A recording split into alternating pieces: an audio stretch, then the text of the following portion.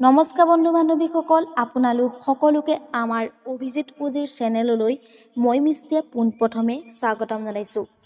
যিসকল বন্ধু বান্ধৱী আমাৰ চেনেলত প্ৰথম হয়, প্লিজ চেনেলটো ছাবস্ক্ৰাইব কৰি কাষতে থকা বেল আইকনটো ক্লিক কৰি দিব। জনপ্ৰিয় অভিনেতা যতীন বৰা কন্যা আস্থা বৰাই গুণগুণালে দীক্ষু শৰ্মাৰ এটি জনপ্ৰিয় গীত। ছ'চিয়েল মিডিয়াত শ্বেয়াৰ কৰিলে ভিডিঅ'টি।